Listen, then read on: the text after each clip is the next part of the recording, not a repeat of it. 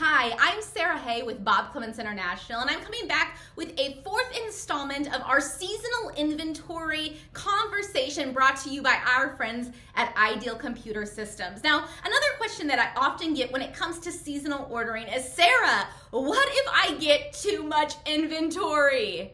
Okay, like cue the laughter, because I know that's not been the reality over the last few years. Too much inventory, what is that? But what I'm seeing this year already is that dealers' lots are full of inventory, and you have to make sure that as an owner or a manager, you have a plan to make sure you don't get to the end of the season and have excess inventory on your lot. You're like, Sara, this is what I've been dreaming of for the last 3 years. I know, my friends, but I think this is getting ready to change, and we've got to change our mindset as a result of this. So when we think about having too much inventory, how do you know that you're ready to do a sale where we just blow out inventory? Well, there has to be 3 key factors in place for us to get to a place where we do a blowout sale. Now, the first thing is you have to ask yourself the question, what amount of inventory do you really need to get through the end of the season?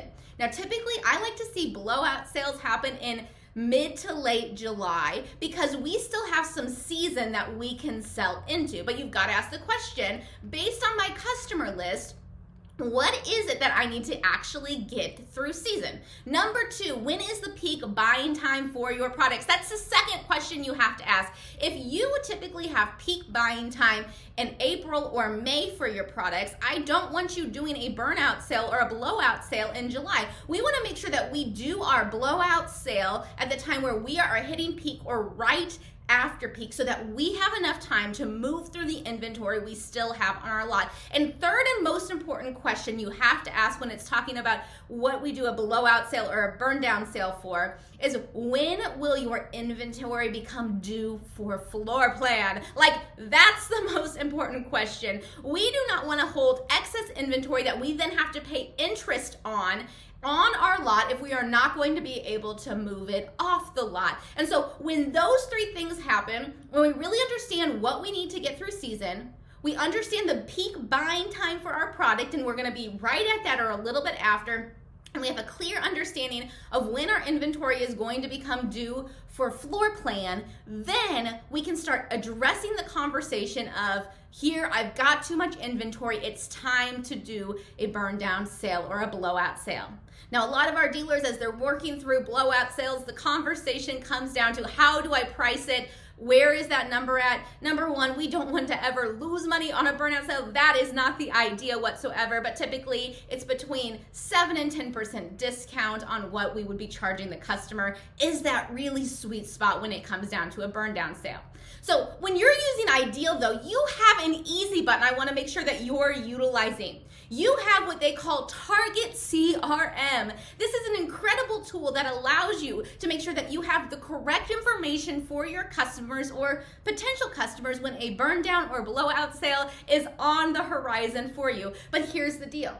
The only way a good CRM actually works is if you put good information into the CRM before you need the information. I know, you're like, Sara, I need one more thing to do. That sounds fantastic. No, I know you don't, but we've got to have a plan in place for this.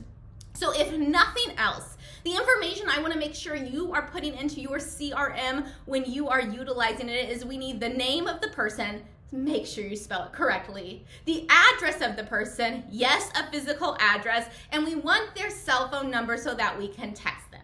If we were going to put together a blowout sale and we were to do it in, say, July, because we were just past our peak season, inventory was coming due, and we knew we had enough units to get us through the year, what I would do if I was in your shoes is I would go through that list of people who have come in and expressed interest but did not buy. And I would say, okay, I'm going to send them a text message, and I'm going to send them a mailer, an actual mailer in the mail. I know, what a crazy concept. And then we're going to follow up with a phone call, making sure they knew about the sale. Now, I know the idea of having too much inventory seems like a distant dream, but as we move through season, if we follow these 3 pieces of information, these 3 steps, it will make sure that we are ready to deal with whatever inventory situation we have as we move through 2023.